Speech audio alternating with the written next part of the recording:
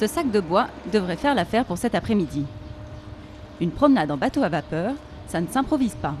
Il faut avoir un combustible de qualité et un équipage motivé.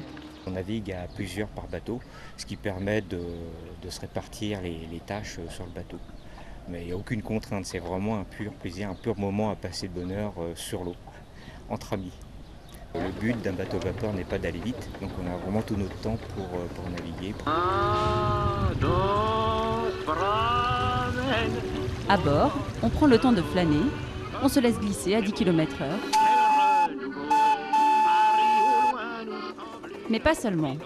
Pour que le moteur fonctionne bien, il faut surveiller le foyer, alimenter le réservoir d'eau, vérifier la pression de la chaudière et bien sûr, il faut barrer. Des gestes qui n'ont pas changé depuis le 19e siècle et que ces vaporistes amateurs reproduisent avec nostalgie. Sur ces bateaux, la vedette, c'est le moteur. Il trône au milieu du pont, il fait la fierté de son propriétaire et intrigue les passants.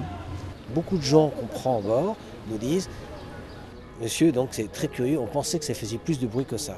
C'est très doux comme mouvement. » Mais avant d'en arriver à ce résultat-là, tous ces passionnés ont bien souvent commencé comme ça.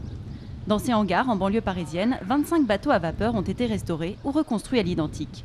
Un travail de longue haleine. Donc, prochaine étape, c'est installer la chaudière qui va venir ici, installer la machine. Comme vous voyez, l'arbre d'hélice a été installé. Ensuite, il faut installer les bancs, tout l'équipement intérieur, la barre, etc. Donc là, il y a encore pas mal de boulot, à mon avis, 400 heures à peu près. Ces heures, cet ingénieur à la retraite ne les compte pas. Ajuster un mécanisme, faire tourner un moteur, il ne s'en lasse jamais. Même s'il se garde bien de parler de passion. C'est un passe-temps, un gros passe-temps, parce que j'en ai d'autres. La passion, c'est pour les femmes.